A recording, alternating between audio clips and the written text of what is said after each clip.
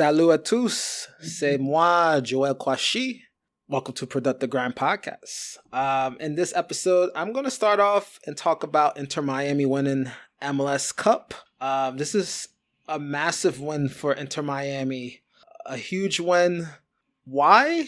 Because Messi, when Messi came to MLS, many folks, including myself, we wanted him to win right away. I know there were folks saying, and I felt this was a bit exaggerated, but folks were saying, hey, he's going to score a hat trick every game. He's going to win all the trophies in the first season. He entered the league when it was mid-season. He played in the Leeds Cup, won the Leeds Cup, which folks now sort of dismiss that accomplishment because they say, yeah, that trophy doesn't really count. It's not a major trophy. I like the Leeds Cup because it's Liga MX teams versus MLS teams.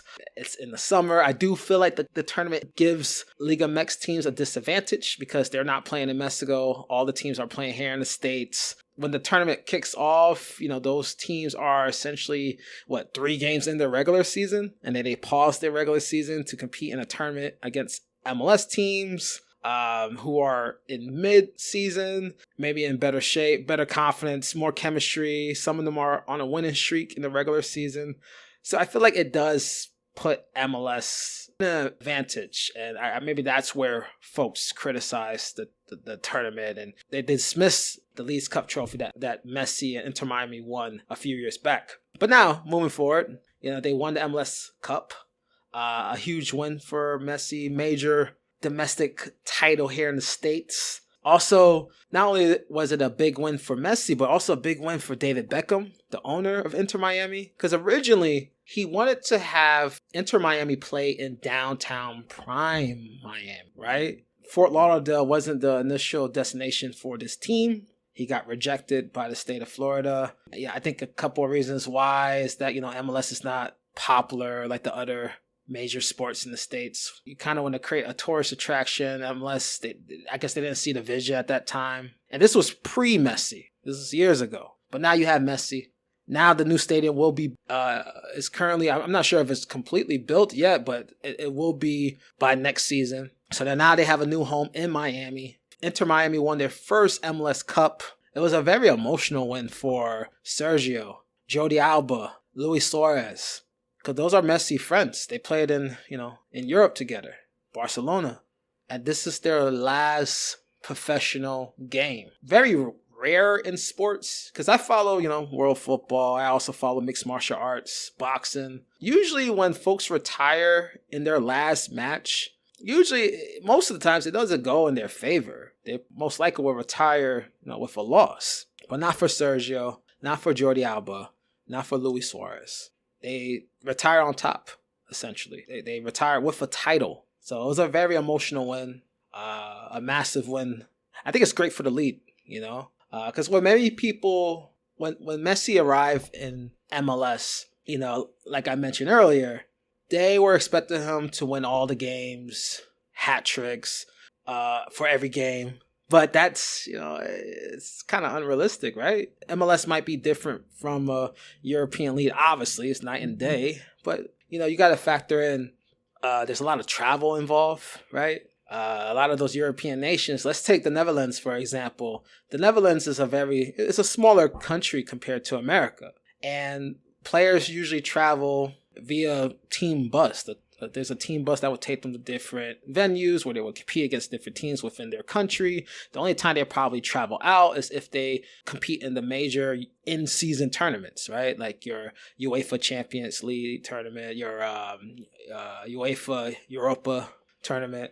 That's usually when they travel outside of their country. But here in the States, it's a massive country. There's so many states, different time zones, jet lag. That will affect the player eventually. And I think what makes this win even special for Messi and Inter Miami, it took 3 seasons to win. So an amazing win. Hats off to Inter Miami. I think it's good for the league, especially moving forward next season because the World Cup will kick off next season. And let's talk about the World Cup. One thing I wish And I know FIFA will not do this because obviously when you host these major tournaments, you want to make sure you host the games in massive stadiums where you could fill in 80,000 seats, right? My issue is I wish that they were at least host a few more games in MLS stadiums, maybe even 1 or 2 more games. I don't know. It's just, I think for this major tournament, it would be cool to have a spotlight on the domestic leagues, like your MLS or USL. But I think there's only like maybe 2 MLS stadiums that will host a couple of games. I think in Toronto, and I want to say that's it. Not sure which MLS stadiums that are hosting World Cup games. Because me personally, I really enjoy going to soccer-specific stadiums. But anywho, the draw was last week.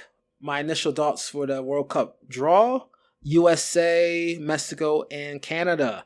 Out of the 3, I think Canada have the tougher set of games. When you include Italy, potentially Italy, also you have Switzerland. Qatar, for me, they're unpredictable. So I wouldn't say that's going to be a walk in the park. On paper, it should be for Qatar opponents. But Canada's in the mix. It's Canada, Qatar, potentially Italy, and Switzerland. So for Canada, they have to bring it.